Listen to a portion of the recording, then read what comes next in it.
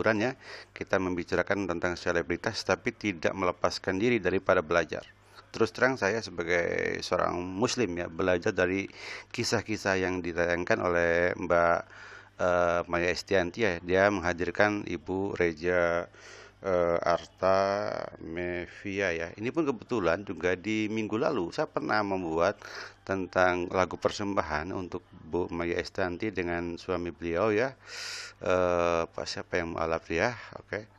Itu dengan sebuah lagunya dari Reja Arta Mevia karena mereka itu kan menikah dengan kondisi bukan cinta pertama, bukan pernikahan pertama. Tapi lagu Reza Artamevia ini yaitu cinta kita ini menggambarkan tentang bagaimana meskipun cintanya bukan cinta yang pertama atau merupakan pernikahan yang kedua, tapi mengharapkan bahwa tidak ada sakwa sangka, tidak mempertanyakan cinta yang lalunya sudah dianggap usai dan dia menginginkan gitu ya cinta yang kedua ini sebagai cinta yang sejati, cinta yang selamanya gitu loh. Oke, demikian ya. Oke, dengar. Dan ini sifatnya berhubungan dengan ujian-ujian. Ya sama ya, beliau ini menjadi orang hebat, menjadi orang yang arif karena ujian. Ya ini pun sama, menemukan kearifan hidup dari ujian. Ya sama, ini setelah saya baca, beliau ini kan sebetulnya suami dari Pak Haji Mas Said ya, mantan gitu ya. Jadi beliau itu pernah bercerai dengan Mas Haji Mas Said, kemudian yang anggota DPR. Kemudian setelah bercerai, kemudian Mas Haji menikah dengan Angelina Sondah ya, yang adalah seorang mualaf yang sekarang mungkin masih ditahan mungkin karena kasus ya, sebuah kasus, tapi beliau ini seorang mualaf dan hafal Quran gitu ya. Jadi di dalam penjara itu beliau itu menghafal Quran bagus ya. Kadang-kadang ya itulah kita nggak tahu rahasia Allah di mana ya. Dan Bu Reza juga dalam keadaan keterpisahan dan belum punya suami ini setelah belasan tahun pun menemukan rahasia kehidupan dan dia merasa bangga gitu. Artinya ujian-ujian itu dia nikmati, menikmati, bahkan dia bersyukur dengan ujian itu. Cukuplah ini sekali untuk saya, tidak untuk anak saya dan seterusnya. Ini sesuatu yang luar biasa ya, yang mengingatkan dari kasus Bu Maya Estiantika dengan ya, kasus daripada keikhlasan menerima takdir hidup dari Bu Reja Artamevia pun kita teringat dengan sebuah Al-Quran ya, Al-Baqarah 155 157, wala nabluwannakum bisyai'im minal khaufi wal ju'i wa naqsyin minal amwali wal anfusi was thamarati wa basyiris sabirin alladzina idza asabatuhum musibah qalu inna lillahi wa inna ilaihi raji'un ulaika alaihim salawatun mir rabbihim wa rahmah wa ulaika humul muhtadun. Artinya adalah bahwa dan sungguh kami akan memberikan cobaan kepadamu dengan sedikit ketakutan, kelaparan, kekurangan harta, jiwa dan buah-buahan. Ujian-ujian termasuk perceraian juga kan diambil daripada kenikmatan berkeluarga misalkan. Dan berikanlah kabar gembira kepada orang-orang yang sabar. Siapakah orang yang bersabar? Yaitu apa? Orang yang apabila diberikan yaitu orang-orang yang apabila diberi musibah mereka mengucapkan inna lillahi wa inna ilaihi rajiun, kami dari Allah dan akan kembali kepada Allah. Semua kenikmatan termasuk kenikmatan berkeluarga, bersuami atau apa ditarik kembali oleh Allah, dia bersabar karena semua itu dari Allah kan ya, Allah yang maha memberi gitu loh, maka akan kembali kepada yang memberikan dengan cara paksa atau dengan cara pelan-pelan. Dan Pak Mas Said kan mungkin ditarik dari Mbak Reja dengan cara perceraian, dan dari anak-anak beliau mungkin dengan cara wafat ya. Oke, nggak masalah. Oke, dan kepada orang-orang itulah yang ikhlas itu, yang ridho dengan ketentuan Allah, dengan sabar dengan ketentuan Allah gitu, dengan ujian Allah, maka itulah yang mendapatkan keberkatan sholawat yang sempurna dan rahmat gitu ya. Jadi sholawat itu tidak hanya dari malaikat dan Allah kepada malaikat, tetapi juga Allah memberikan sholawat kepada orang-orang yang sabar. Nah itulah orang-orang yang mendapat petunjuk. Jadi orang sabar itu orang yang dapat petunjuk, orang yang dapat sholawat dan mendapat rahmat dari Allah. Demikiannya. Oke, mari kita coba dengarkan beliau menyampaikan. Nah terus cuman memang mungkin salah satunya juga dengan aku menikah sama almarhum Mas Aji. Mas Aji itu kan beliau itu bisa dibilang walaupun lahirnya Muslim, kemudian perceraian orang tuanya usia 5 tahun, Mas Aji pindah ke Belanda sampai dewasa, sampai remaja tinggal di sana. Terus dia cerita dia tentunya ibunya Katolik di sana, jadi nggak Muslim, jadi seperti nikah sama orang mualaf gitu loh, ibaratnya kayak gitu. Nah Mas Aji itu bilang sama kayak gue nikah sama orang mualaf, tapi mualafnya bukan nama gue gitu loh. Oh iya. Nah kayak gitu Mas Aji nih. Nah terus pada saat lagi Klarifikasi tadi ya, Ibu Maya Estianti bilang saya juga nikah sama mualaf, tapi nikahnya bukan sama gua. Berarti dengan istri yang pertama ya di sini ya. Beliau ini kan mualaf ya. Suami beliau ini dulunya dari ya, Yahudi Arab ya, mungkin Kristen atau apa nggak tahu ya. Masuk Islam dengan istri pertama, lalu dengan keduanya dengan Ibu Maya Estianti, demikian. Dan ini Mas Aji pun sama ya, Mas Aji ini kan keturunan Belanda, Jawa, Madura ya, pernah ke luar negeri juga ya. Oke. Nah, demikian dia seorang aktor, dia karir politik di partai ya, demikian. Meninggal Februari. Jadi dia pernah waktu umur 5 tahun itu ke luar negeri ya. Ya, di sini ya, mana ya. Oke. Rawamangun, Jakarta, dan di sini ya. Dia mengikuti keluarganya pindah ke negeri Belanda tahun 1975, tapi dia seorang muslim, tapi ibunya Katolik ya, walau dalam Islam. Dan dia saat bercerai dengan Ibu Reza ini, dia menikah dengan seorang mualaf yang bernama Anggalina Sondah dari Manado ya. Dan sekarang beliau ini masih ditahan, tapi ditahan itu beliau mengambil hikmah menjadi seorang hafiz Quran, jadi hafal Quran. Jadi mereka itu semua dapat ujian dari Allah dan sama-sama mendapatkan kebaikan di balik ujian itu. Itu yang sesuatu luar biasa. Jadi Allah itu memiliki maksud. Di antara di balik kebaikan ada maksud, di balik yang terasa mestinya buruk tapi juga ada sesuatu rencana Tuhan yang malu alam bisawab ya, kita nggak tahu. Demikian ya, next. kan pernikahan aku kenal Mas Aji sampai ke nikah kan juga singkat, sangat singkat, cuma 2 bulan. Cuma 2 bulan langsung tiba-tiba gue kawin. Hah? Kaget Iya, gue. iya, iya. Nah terus saat itu ada kata-katanya Mas Aji yang itu passwordnya dia. Memang aku nggak langsung nerima waktu lamarannya. Cuman dia ngomong waktu itu ada bahwa salah satunya saya ingin bisa lebih dekat kepada Allah. Iya. Nah saat itu saya merasa apa ini amanah buat saya gitu ya.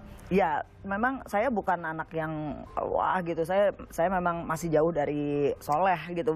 Tapi orang tua saya mendidik saya dari kecil kan sekolah di Al Azhar. Iya, iya, iya. Terus udah gitu guru ngaji pun masih dipanggilin terus. Jadi yang namanya sholat dan ngaji itu adalah udah makanan dari kecil lah kayak gitu ya. Nah terus jadi sisi spiritual saya, keluarga saya tuh lingkungannya seperti itu gitu. Jadi tetap ada gitu.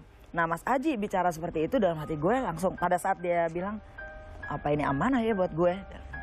And then we get married. Nah tetap saya merasa bahwa beliau kan laki-laki. Saya bukan yang Aji lu sholat dong, ini nggak pernah. Jadi aku menempa diri aku. Jadi Dia ngasih contoh berarti. ngasih contoh langsung dengan berperilaku, dengan tindakan. Iya, iya. Pun kepada anak-anak jadi seperti itu gitu ya. Semenjak aku berkeluarga lah, jadi triggernya itu. Semenjak aku berkeluarga ya udah. Dan aku semakin banyak membaca buku-buku dan terus aku juga dekat dengan tokoh-tokoh, jadi Pak Quraisy Shihab, ada Habib Zain, terus ada pokoknya yang saya sering bertukar pikiran gitu, ngebimbing. Nah saat itu tuh jadi itu kalau ditanya kapan, maksudnya kita semakin terus, karena kan Mas Aji, terus saya bikin pengajian di rumah, pengajian Mas Said. Kemudian saya baca buku yang banyak, terus udah apa-apa ya saya waktu nikah tuh, aku tuh sama almarhum, alhamdulillah ya, aku nggak pernah ngambek aja nggak pernah. Iya, iya. Gitu sama Mas Aji itu ngambek pun Tapi aku nggak batin. pernah. Iya. Makanya kurus banget dulu. mungkin itu karena aku nggak bisa. Cuman itu pun misalnya pun aku nggak pernah curhat ngadu kemana-mana, nggak pernah. Boleh tanya sama adekku tuh manajer aku pun Ini dari awal. dari awal nggak pernah aku, dan keluargaku luar biasanya mereka tuh intelek banget, mereka juga nggak pernah ikut campur, ya? nggak pernah ikut campur, nanya apapun nggak sama sekali, tetap aja welcome, maksudnya mereka sangat ya luar biasa lah menurut saya gitu ya. Jadinya ya udah, dan saya juga nggak mau gitu ngomongin apapun. Buat saya tukar pikiran, mungkin Mas Aji itu orang yang sangat baik, tapi kita nih karakter aku yang begini sama karakter Mas Aji yang begitu, jadinya suka repot untuk jadi nggak klop aja Jadi gitu nggak kan, cocok. nggak cocok gitu. Udah, nah akhirnya dari situ sih saya terus kalau ada apa-apa memang saya selalu pasti ngadunya ya udah sama Allah aja. Saya jarang, bisa dibilang ke siapapun saya nggak curhat. Saya nggak pernah curhat, jadi curhat saya ya saat saya sholat. Iya, iya, itu udah iya, begitu aja. Sampai pernah nemuin lo yang dititikin lo wirid, ya pokoknya jadi nama Allah, pokoknya gini terus kan, gitu. Jadi lo sekarang sudah merasa hati lo sekarang udah merasa tenang? Aku tenang. Aku mungkin sebenarnya dari dulu juga, alhamdulillah Allah mentakdirkan aku tuh jadi orang yang gimana ya, aku nggak suka konfrontasi sama siapapun. Aku memilih, walaupun kadang-kadang lu jangan juga jadi orang lemah gitu kan ya, kayak gitu. Cuman ya begitu, aku belajar untuk selalu bersyukur terus. Dan memang agak sulit aku untuk ibaratnya misalnya dendam atau marah atau gimana, itu tuh kayak gitu. Jadi aku zen aja kalau ini zen gitu. Kayak gitu sih Mai gitu. Dan aku memang juga nggak gitu suka, ya aku orangnya nggak gitu suka keributan, memang nggak suka. Dan nggak, untuk marah tuh nggak gampang, nggak susah. Kalau mau marah aja dulu, mau marah aku sholat dulu, minta gitu, sholat hajat. Bukan mau marah sih, maksudnya ya Allah berikan saya kemampuan, kekuatan untuk saya tuh bisa menyampaikan, bisa mengutarakan apa yang saya rasakan. Itu tuh ada begitu. Jadi aku sebenarnya introvert sekali gitu. Nah terus aku juga nggak suka, tapi alhamdulillah juga aku bisa mengikhlaskan apapun gitu, mengikhlaskan apapun yang terjadi, terus mengikhlaskan. Dan aku nggak, alhamdulillah juga tidak merasa tersiksa, merasa terbebani dengan misalnya ada omongan-omongan yang tidak baik tentang aku atau apapun lah kayak gitu. Aku tidak, alhamdulillah aku bisa lapang dada aja udah, nggak ada yang aku counter, nggak ada yang aku iniin, biarin aja, lillahi ta'ala aja, udah biarin gitu kan. Setiap orang ada pemikirannya masing-masing begitu. Pesan-pesan. Ya, itu kan bagus ya. Jadi dia memiliki permasalahan, tapi dia pun selalu minta kepada Tuhan ya. Dan dia tidak pernah mengcounter siapapun ya, bagus ya. Jadi dia sepertinya tidak suka konfront, bagus ya. Jadi dia ikhlas gitu dengan apa yang ada. Cukuplah saya katanya, sampai saya, anak-anak jangan sampai seperti saya. Tapi dia menikmati. Jadi mereka itu menemukan hikmah hidup itu setelah ketemu dan ujian-ujian yang berat juga. Jadi hikmahnya demikian ya. Kalau kita belum pernah mengalaminya seperti mereka, kita bersyukur aja kita masih memiliki keluarga yang utuh, anak yang utuh, dan tidak ada permasalahan-permasalahan. Dan bagi yang memiliki permasalahan, ukur saja apakah masalah kita seberat masalah mereka. Nah, di situ kita timbul rasa syukur kepada Allah ya, bahwa ujian kita tidak seberapa dibanding mereka dan mereka bisa bertahan. Kenapa kita tidak demikian ya? Ini saya berikan komen-komen itu pertama-tama untuk memberikan penguatan. Kedua, untuk menghindari hak cipta. Karena kalau terlalu banyak menayangkan tambah diseling-selingi komentar, itu bisa-bisa terkena terlalu 100% ya, menjiplak video orang ya next. Kan buat netizen gue. Apa pesannya ya? Pokoknya saya rasa kalian sudah punya panutan yang sangat bagus nih, Bunda Maya atau sahabat Enggak saya. juga lah, gue hanya manusia biasa. Di sini ya. bisa jadi ajang, iya, bisa iya, jadi iya. ajang untuk kita sharing. Aku suka banget sharing, apalagi walaupun saya yakin netizen ini bukan cuman perempuan aja, tapi saya Kebanyakan tapi ibu-ibu aku perempuan, tahu. iya. Makanya kita jangan ya semoga kita bisa menjadi wanita-wanita yang memiliki empati dan simpati dan bisa memilih gitu, baik perbuatan maupun perkataan yang kita keluarkan dan lakukan kayak gitu kali ya. Karena di era digitalisasi ini luar biasa banget. Nah, semoga kita semua satu sama lain tuh tidak mudah menjudge. Iya. Untuk tidak mudah menjudge. Iya, setuju. Aku tidak boleh menjudge karena kita sendiri juga lah 4 jari ke sana. 1 jari ke sini, 4 jarinya ke sini kan ke kita. Harusnya kita menjudge Kita introspeksi, kita tafakur ya gitu. Terus ya udah pokoknya mudah-mudahan semuanya strong, semuanya kuat karena wanita itu memang kan aku sangat bersyukur dilahirkan sebagai wanita dan kalaupun harus ditanya lagi lo nanti kalau dilahirin mau jadi apa? Mau jadi perempuan lagi gue tetap. Iya. Ini poin bagus ya, aku bersyukur sebagai wanita ya, dan sebagai muslimah. Dan kalau dilahirkan, aku juga ingin jadi wanita. Ini berarti beda ya dengan pandangan orang-orang apologet Kristen seperti Fatimah Sa'diyah atau siapa yang merasa, aduh jadi perempuan muslimah tuh susah rugi loh. Ternyata mereka merasa bahagia kok dengan keadaan mereka meskipun mereka memiliki permasalahan. Demikian ya, dan itu ujian. Dan di balik ujian itu ada sesuatu misi Tuhan yang saya bilang tadi ya, di sini akan diberikan barokah, rahmat dan ampunan. Dan mereka sudah bisa menunjukkan ini ya, Bu Maya Estianti menemukan rahasia hidup ya, sehingga dia lebih bijaksana dan bagus. Ini pun sama menemukan rahasia hidup dari ujian-ujian yang mereka terima. Padahal ujiannya berat-berat loh. Di sini ada masalah perceraian, ada masalah macam-macam ini ya. Ngeri juga ya, tapi yang mereka bisa bertahan, oke? Nah, di sini saya tutup dengan sebuah lagu ya, tapi lagunya lagu dari Reja, maksudnya untuk agar Bu Maya dengan Pak ini biasa aja gitu, karena Pak Iwan Mursi ya, meskipun cinta kedua, tapi bisa tidak mempertanyakan cinta yang lama dan meyakini bahwa cinta yang kedua itu bisa selamanya. sesungguhnya ya. Tentu akan saya lakukan, tapi nggak enak dong kalau saya mengulang kembali tanpa lagu yang baru gitu, tanpa lagu. Kalau saya nyanyikan di sini, saya bukan seorang artis. Saya sebenarnya seorang artis. Bukan seorang debater atau komentator monolog ya, bukan. Tapi saya seorang artis mungkin ya. Jangan percaya. Oke, lakukan aja lagunya, lagu baru ya. Lagunya sama, tapi nyanyinya baru. Oke, ya tadi untuk membuktikan bahwa saya suka dengan seni. Cinta Kita, Reza Artamevia. Selalu kau tanyakan cintaku yang dulu dengan dirinya.